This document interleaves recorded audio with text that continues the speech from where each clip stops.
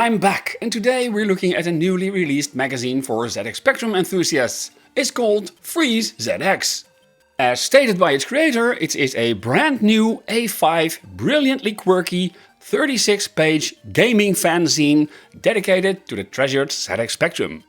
Is it nice? Is it good? Is it brilliant? Well, it was made by a Commodore 64 guy.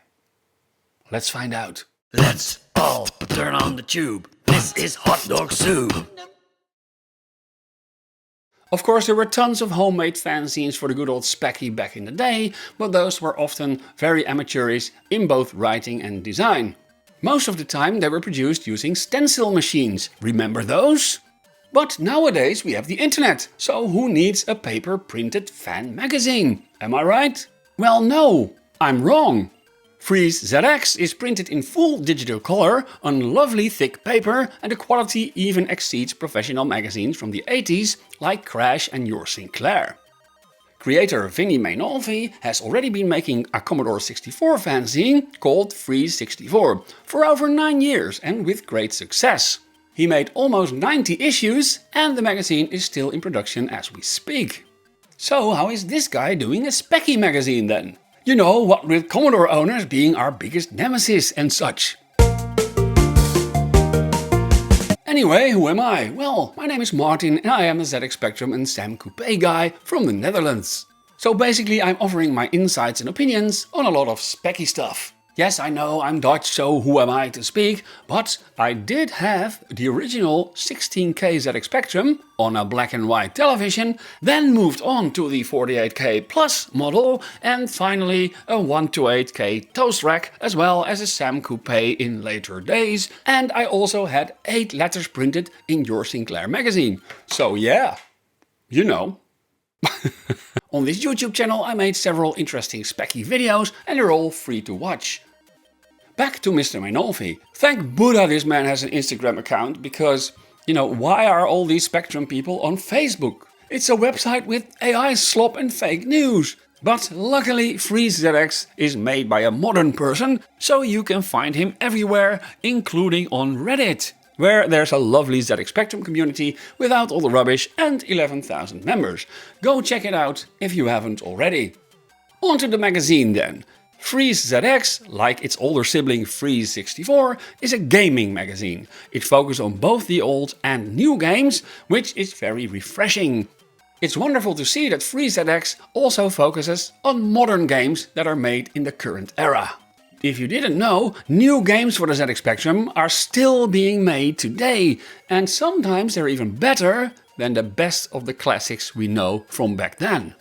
On the back of Freeze ZX, there's even an ad from a company that still makes ZX Spectrum games today. That's how modern this magazine is. So, a gaming magazine it is. There are no tech projects, there's no DIY, there's no programming topics, which is a good thing because who wants to be this nerdy? This first issue offers an in-depth look at a new game, including an interview with its creators.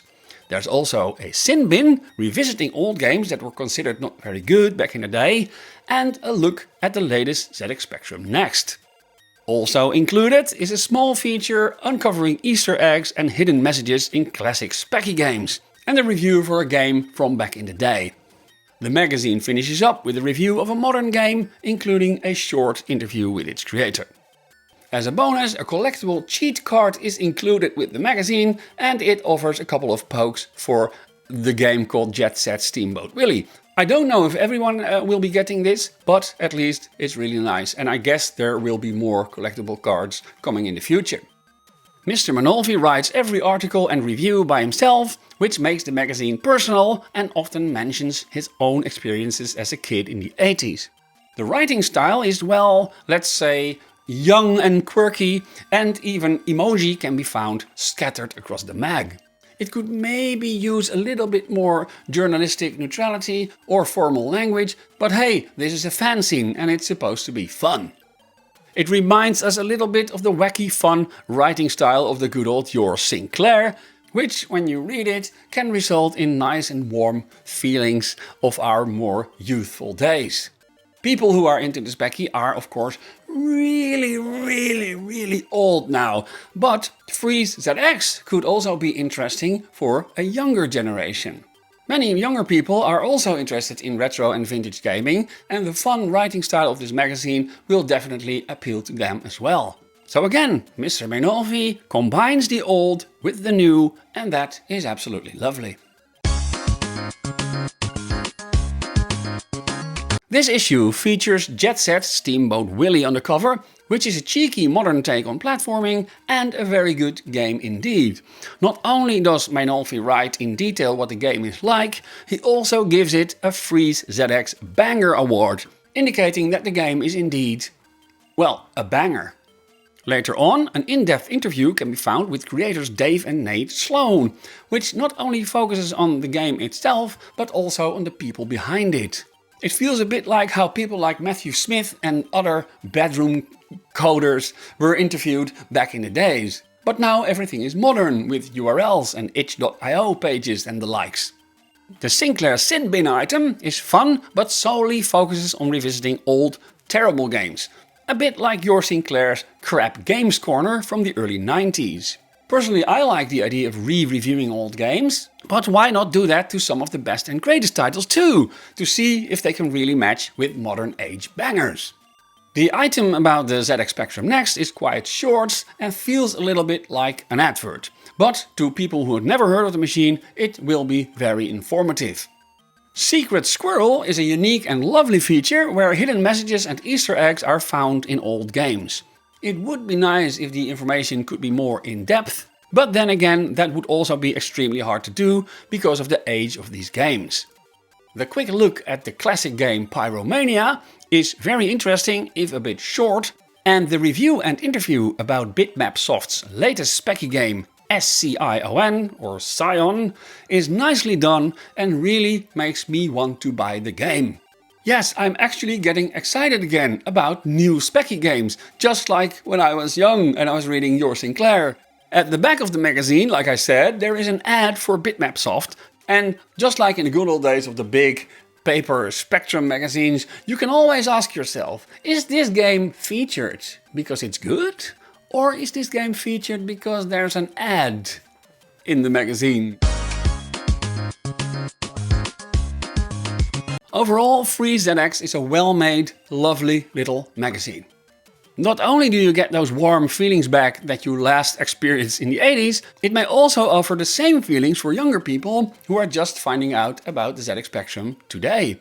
The writing style is refreshing and reminiscent of your Sinclair, not taking itself too seriously, which I like a lot, but also not too many ooh-ers and fnar-fnars.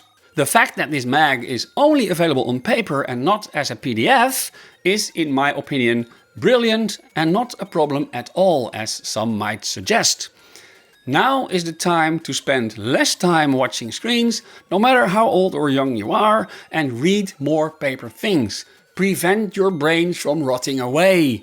Freeze ZX costs $6.99 for UK residents and $7.99 for the rest of us. And thanks to the wonderful world of international taxes and tariffs, well, you may have to pay a little bit extra. Thank you, Brexit, really cool.